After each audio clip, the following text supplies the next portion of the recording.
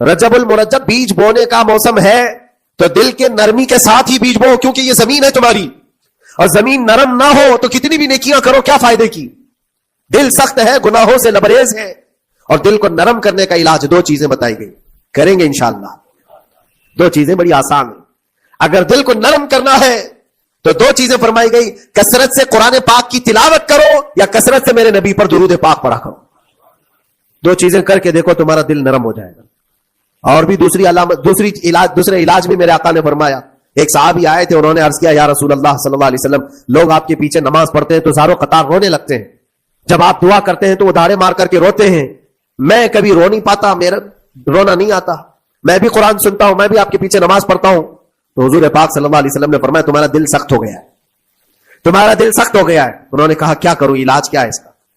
وہ مسیحا امت ہے میرے آقا, ہر ایک کا علاج جانتے ہیں, کس کو کون سا علاج دینا ہے. نبی پاک صلی اللہ تعالی علیہ وسلم فرماتے, جاؤ کسی یتیم بچے کے سر پر ہاتھ پھیرو, اللہ تمہارا دل نرم کرے گا. پہلی مرتبہ ہماری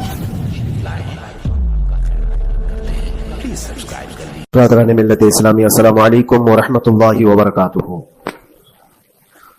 الحمد للہ وکفا وسلام علی حبیبہ المصطفى, اما بعد فاعوذ باللہ من الشیطان الرجیم, بسم اللہ الرحمن الرحیم. ان عدۃ الشہور عند اللہ 12 شہرا فی کتاب اللہ یوم خلق السماوات والارض منها 4 حرم الى آخر هذه الآیہ. صدق اللہ مولانا العظیم. بارگاہ رسالت معاب صلی اللہ علیہ وسلم میں درود پاک کا ہدیہ پیش کریں. اللہم صل علی سیدنا و مولانا محمد معدن الجود والکرم وآلہ واصحابہ الکرام وابنہ الکریم وبارک وسلم صلاة دائمة سرمدا ابدا. اللہ عز و جل اپنے کلام مقدس میں فرماتا ہے, بے شک اللہ کے نزدیک گنے ہوئے شمار کیے ہوئے جو مہینے ہیں وہ 12 ہیں, اور ان 12 مہینوں میں سے 4 حرمت والے مہینے ہیں, عزت والے مہینے ہیں, عظمت والے مہینے ہیں. وہ 4 مہینے کون سے ہیں؟ مسلسل ترتیب کے ساتھ ذی القعدہ, ذی الحجہ اور محرم, اور 4تھا مہینہ رجب المرجب جس میں ہم اور آپ زندگی گزار رہے ہیں. اس کو رجب الاسم اور رجب الاسب بھی کہا گیا ہے. یہ جو 4 مہینے ہیں اس میں جنگ و جدال, قتل و قتال سب حرام ہو جاتی ہیں. اس دور میں جو جنگیں ہوتی تھی کفار و مشرکین بھی اپنی تلواریں روک لیا کرتے تھے. یہ 4 حرمت والے مہینوں کی سارے لوگ عزت کرتے. ان 4 مہینوں میں امن و امان قائم ہو جاتا, جیسے 2 قبیلوں میں جھگڑے ہیں, فساد ہے, اور ایک دوسرے سے جنگ پر ہمیشہ آمادہ رہتے ہوں, لیکن ان 4 مہینوں کے اندر امن قائم ہو جاتا تھا, راستے کھل جاتے تھے. اور اللہ تبارک و تعالیٰ نے قرآن پاک میں ان 4 مہینوں کی فضیلت بھی بیان فرمائی. اس میں رجب کے لیے ایسی فضیلت ہے, اللہ کے نبی صلی اللہ علیہ وسلم ارشاد فرماتے ہیں, یہ رجب کے مہینے کی فضیلت ایسی ہے جیسے قرآن کی فضیلت دوسری کتابوں پر ہے. دوسری کتابوں میں جس طرح سے افضل قرآن ہے, اس طرح سے رجب المرجب تمام مہینوں میں افضل ہے. اور نبی کریم صلی اللہ تعالی علیہ وسلم اس میں عبادت کرنے کے لیے ترغیب دیا کرتے تھے. اس کو ترجیب بھی کہا جاتا ہے. اور خاص طور پر رجب کے متعلق بزرگان دین نے فرمایا یہ فصل بونے کا مہینہ ہے. کھیتی باڑی والے سمجھ سکتے ہیں کہ اس میں بھی 3 موسم آتے ہیں. پہلے بیج کی بوائی کا وقت آتا ہے, پھر اس کی سچائی کا وقت آتا ہے, پھر کٹائی کا وقت آتا ہے. تو رجب کا مہینہ یہ فصل بونے کا مہینہ ہے نیکیوں کے, اور شعبان کا مہینہ اسے پانی دینے کا ہے, اور رمضان کا مہینہ فصل کاٹنے کا مہینہ ہے. اور رجب کا مہینہ آتے ہی اللہ کے نبی صلی اللہ تعالی علیہ وسلم یہ دعا فرمایا کرتے تھے, اللہم بارک لنا فی رجب و شعبان و بلغنا رمضان. سب کو یہ دعا بھی کرنی چاہیے. حضور اکرم صلی اللہ تعالی علیہ وسلم یوں عرض کرتے کہ اے اللہ, رجب اور شعبان میں تو ہمیں برکت عطا کر اور ہماری زندگی کو رمضان تک پہنچا دے. اب رجب آپ نے دیکھ لیا ہے تو اب کثرت سے یہ دعا کرو کہ مولا اس زندگی کا رمضان ہم سے جانے نہ پائے, رمضان تک ہماری سانسوں کو پہنچا دے. یہ دعا کثرت سے ہر نماز کے بعد بھی ہونی چاہیے. رجب آتے ہی میرے عزیزوں یہ عبادتوں کا موسم شروع ہو چکا ہے, اور سب جانتے ہیں رجب کے بعد پھر ہمارے ہاں مسلسل ایسی شب بیداریاں اور عبادت کے موسم نظر آنے لگتے ہیں. پھر شعبان بھی, اس میں رجب میں بڑی رات آتی ہے شب معراج, اور اس کے بعد شعبان میں شب برات, پھر اسی طرح رمضان کا موسم بن جاتا ہے. تو اب یہ موسم بنانے کا وقت آ چکا ہے. تو سب سے پہلی چیز یہ ہے کہ میرے عزیزوں, فصل کے بونے کے لیے کن چیزوں کی ضرورت ہوتی ہے, اس چیز کا خیال رکھیے. بیج اگر کھوٹا ڈالے ہو اور ویسی ہی فصل آنے کا انتظار کرو گے تو پھر نہیں ہوگا. بیج کو کھرا اور خالص ہونا چاہیے. جو نیکیاں کرنا چاہ رہے ہیں اس کو صاف ستھرے اچھے ماحول میں کیے جانے چاہیے. کھیتی باڑی کرنے والا جانتا ہے بیج تو وہ بو رہا ہے, زمین بھی اچھی ہے, ساری چیزیں, کئی چیزوں کی ضرورت ہوتی ہے. بیج بھی اچھا ہو, زمین بھی اچھا ہو, موسم بھی اچھا ہو, تب جا کر کے اس کی فصل نکلتی ہے. بیج اچھا تھا, زمین اچھی نہیں, تو بھی فصل نہیں آتی.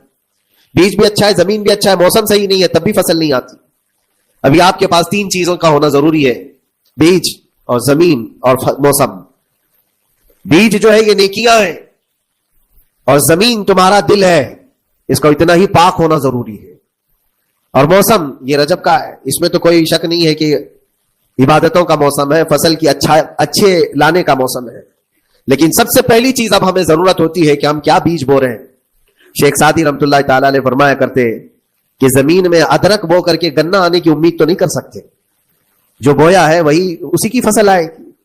لوگ عمل خیر کرے تو اس کا نتیجہ بھی خیر آئے گا, اور برائیاں کریں اور پھر رمضان میں یہ انتظار کریں کہ میں نے جو بویا ہے اس کی فصل آئے, تو ایسا نہیں ہوتا.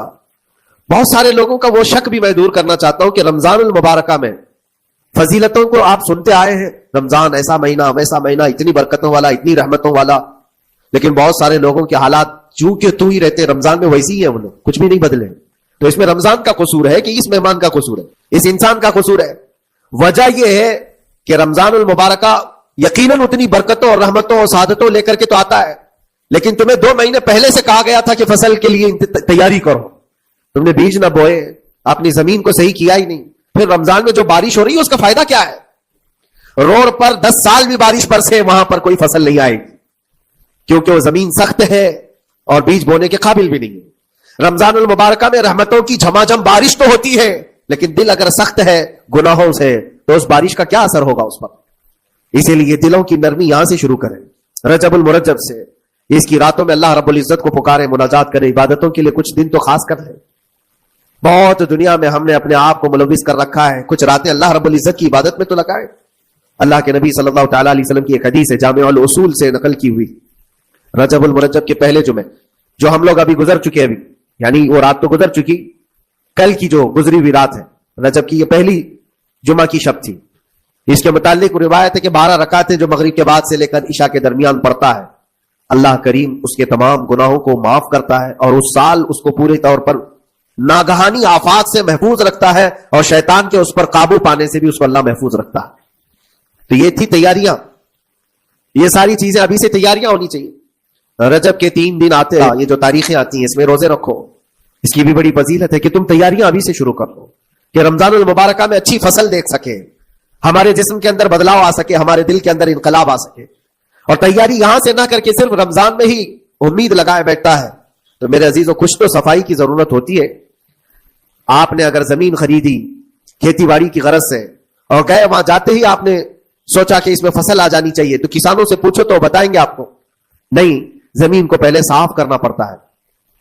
کچرے ہوں گے اس کے اندر بہت سارے, ہل چلاؤ یا کسی بھی طرح سے اس کو صاف کرو. صاف کرنے کے بعد پھر یہ بھی کسان کہتا ہے کہ زمین کو تھوڑا ڈھیلا کر دو, بڑے بڑے ڈھیلے ہو تو اس کو توڑ دو اور مٹی نرم ہو جائے. اور اس کے بعد پھر کسان کہتا ہے تھوڑا پانی بھی چھڑکاؤ کرو, گیلی ہو جائے, تب جا کر کے تم اس پر بیج بو. میرے عزیزوں, یہ رجب بیج بونے کا موسم ہے, تو پہلے زمین کو ڈھیلا تو کر دو, زمین کے اندر جو کچرے ہیں اس کو نکال تو دو, دل کے اندر جو وسوسے بھرے ہوئے ہیں, گناہوں کے خیالات بھرے ہوئے ہیں, اس کو پاک تو کرو.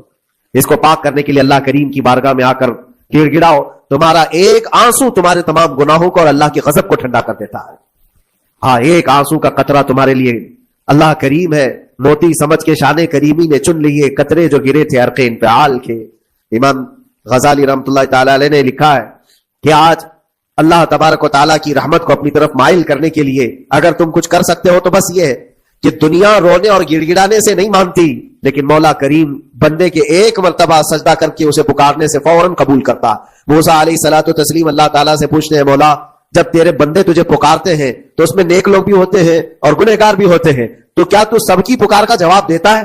توجہ, اللہ رب العزت فرماتا ہے, اے موسیٰ میرے پکارنے والے بندوں میں نیکوکار بھی ہیں, گنہگار بھی ہیں.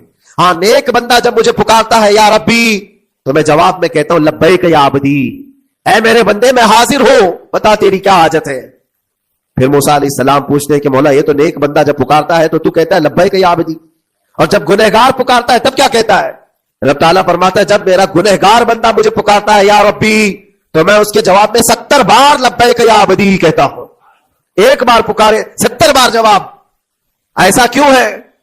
تو فرماتا ہے میرا رب نیکوکار کو اس کی نیکیوں پر بھروسہ ہے کہ اللہ معاف کرے، اور گنہگار کو صرف میری رحمت پر بھروسہ ہے.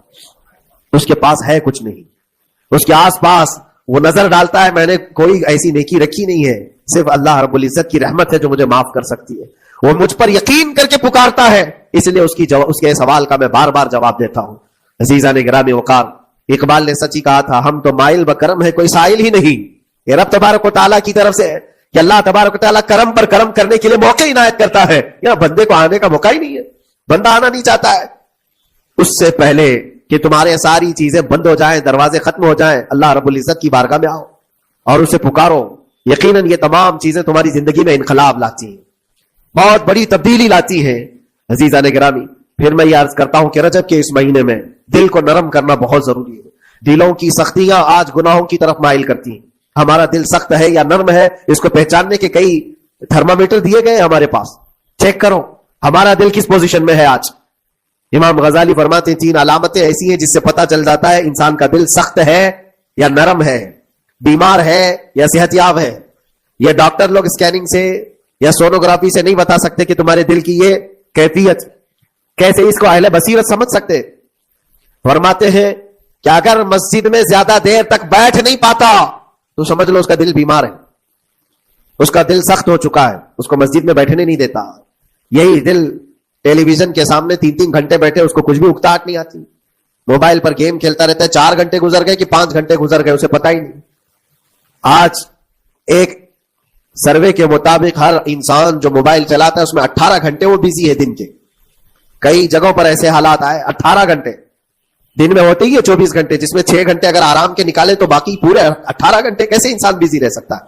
اس میں کھانا بھی ہے، پینا بھی ہے، حاجتیں بھی ہیں. لیکن سروے کے مطابق یہ بھی بات آئی ہے کہ 18 گھنٹے کنزیوم کرتے ہیں. میرے عزیزوں، اس میں کوئی اکتاہٹ اور اس میں کوئی ملال نہیں آتا، بیزارگی نہیں آتی. اور اللہ کے گھر میں یا فرض سے نماز سے ابھی سلام پھیرا کیا کہ بھاگنے کی تمنا ہوتی ہے. کئی جگہوں پر تو ایسا ہے. اسی لیے اللہ کے نبی صلی اللہ تعالی علیہ وسلم کی ایک حدیث میں سناتا ہوں.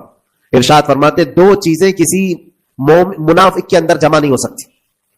2 چیزیں منافق آدمی کے اندر آ ہی نہیں سکتی. وہ کیا چیزیں؟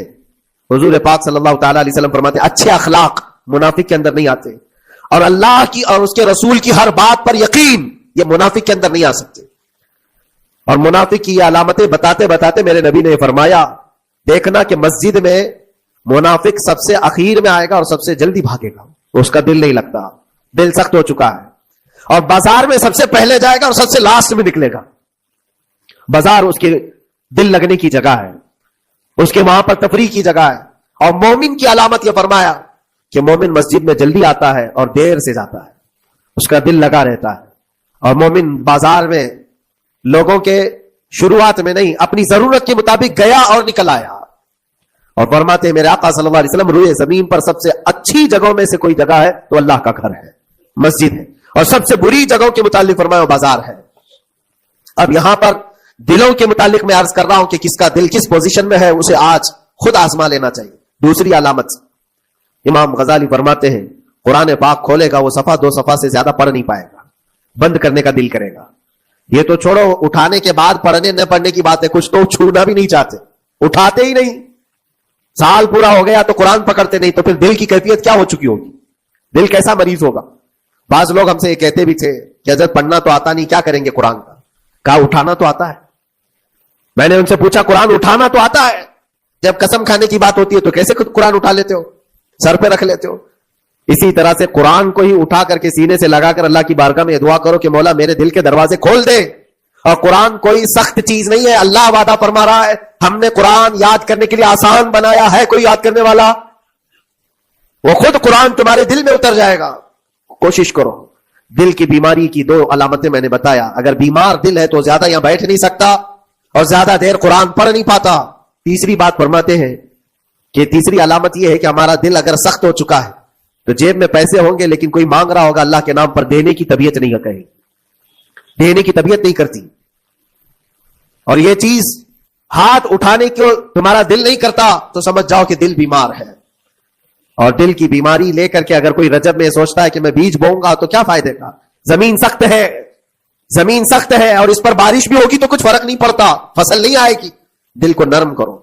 اور ایک علامت میں بتاؤں، اور ایک علامت کہ دل نرم ہے یا سخت ہے، اس کی ایک علامت یہ بھی ہے، اللہ کا جب ذکر کرے، جنت کا جب ذکر کرے، جہنم کے عذابات کا ذکر کرے، قبر کے معاملات کا ذکر کرے، حشر کے سوالات کا ذکر کرے، تو اس کی آنکھیں ڈبڈبا جائیں اور آنسو نکل آنے لگے.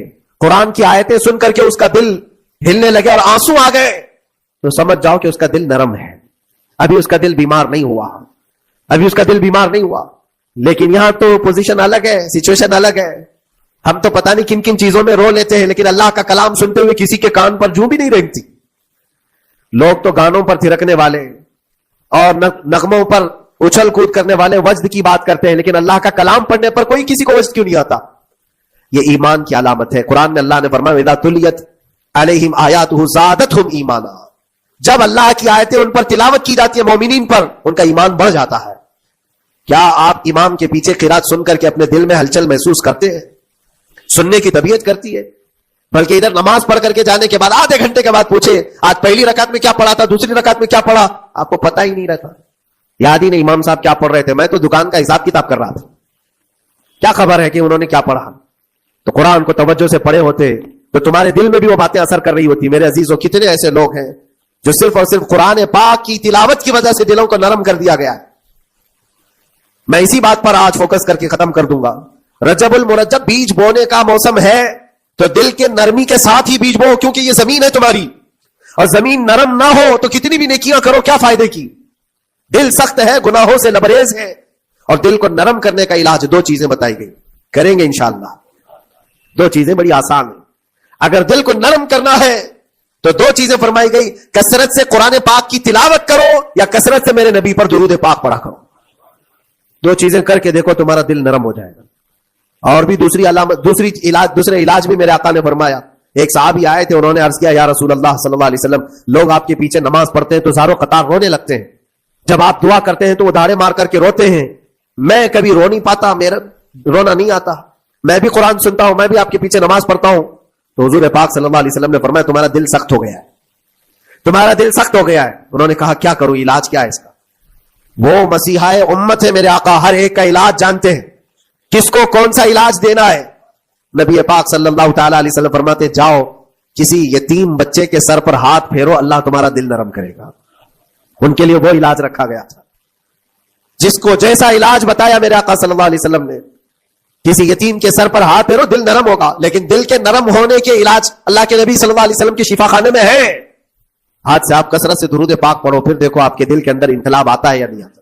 آپ کے چہرے کا نور بڑھ جائے گا، زبان کا اثر بڑھ جائے گا، عمل خیر کی طرف رغبت بڑھ جائے گی.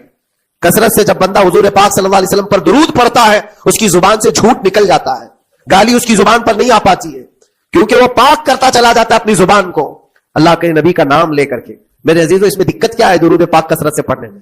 آپ جہاں چل رہے ہو، پھر رہے ہو، اٹھ رہے ہو، بیٹھ رہے ہو، انتظار میں ہو، سونے کے لیے جا رہے ہو، زبان ہی تو ہلانا ہے میرے نبی پاک صلی اللہ علیہ وسلم کی بارگاہ میں درود پڑھ کرتے. اور ضروری نہیں ہے کہ بہت لمبے لمبے درود پاک آپ کو یاد کرنے ہو. صلی اللہ علیہ وسلم بھی پڑھ لیا تو یہ درود پاک ہے، یہ درود پاک ہے. یا تو پھر الصلاۃ والسلام علیک یا رسول اللہ کہتا ہے تو یہ بھی درود پاک ہے. درود پاک ہے یہ. اور دل جب نرم ہو جائے گا تو انشاءاللہ العزیز آپ اس کے اثر بھی دیکھیں گے، اس کے اثر بھی دیکھیں. کیسے کیسے لوگوں کی بات میں کروں میرے عزیزوں، آپ کو پتا ہے تاریخ کے اوراق الٹ کر کے دیکھو. ایک صحابی حضرت نعیم وہ راستے پر گزر رہے تھے، دیکھا ایک کڑیل جوان مکہ کا جس کو سارے لوگ دیکھ کر پہلوان کہتے اور ڈرتے تھے، گھبراتے تھے. 27 سال کا کڑیل جوان ہے اور ہاتھ میں تلوار کھینچے ہوئے تیزی سے آ رہا ہے. یہ پہلوان کوئی اور نہیں عمر ابن خطاب ہے. حضرت نعیم کہتے دیکھ کر کے میں گھبرا گیا، اتنی تیز اور تلوار چال اور چمکتی ہوئی تلوار، کہاں کا ارادہ ہے؟ پوچھا حضرت نعیم نے کہاں جا رہے ہو؟ عمر ابن خطاب نے کہا محمد کا قتل کرنے جا رہا ہوں. معاذ اللہ رب العالمین. اس لیے کہ ایمان لائے ہوئے نہیں تھے. یہ دلوں کی سختیاں ہیں، یہ دلوں کا منجمد ہونا بتا رہا تھا کہ وہ نبی پاک صلی اللہ علیہ وسلم کے قتل کے لیے نکلے. حضرت نعیم نے صرف راستہ روکنے کے لیے ان سے کہا ان کا بعد میں قتل کرنا، پہلے تیری بہن اور بہنوی کا گھر بھی دیکھ لے، وہ بھی تو کلمہ پڑھ رہے ہیں، وہ بھی تو کلمہ پڑھ رہے ہیں. اسی رسول کہا پہلے میری بہن اور بہنوی کا کام تمام کرتا ہوں. اسی غرض سے وہ آئے تھے. اور جس وقت اپنے بہن کے گھر کے باہر کھڑے تھے، اتفاق ایسا کہ اندر سے قرآن کے پڑھنے کی آواز آ رہی تھی. ایک صحابی حضرت خباب، وہ قرآن پڑھا رہے تھے حضرت عمر کی بہن کو اور ان کے بہنوی کو. اور کیا بہترین انداز رہا ہوگا جو رسول اللہ سے ڈائریکٹ سنے ہوئے. عرب لوگ اچھی طرح سے جانتے تھے ایک ایک حرف کا معنی کیا ہوتا ہے، وہ عربی جانتے تھے، ان کی مادری زبان تھی. اور اس قرآن کے اندر جو مٹھاس تھی، عمر ابن خطاب کان لگا کر سنتے رہے، لیکن غصہ جو اندر سے تھا، دل کی جو سختی تھی، آئے تھے مارنے کے لیے، دروازہ زور سے ٹھوکنے لگ گئے، اندر لوگ ڈر گئے. حضرت خباب کو چھپا دیا، بہن اور بہنوی نے دروازہ کھولا. دروازہ کھلتے ہی ان پر حملہ آور ہو گئے. عمر ابن خطاب مارا، اپنے بہنوی کو بہت مارا کہ تم یہ کیا کر رہے ہو، دین بدل چکے ہو، یعنی تم یہاں سے نکل کر کے دوسری جگہ چلے گئے ہو، صحابی ہو گئے ہو. اپنی بہن کو بھی مارا، یہاں تک کہ ان کی ناک پھٹ گئی.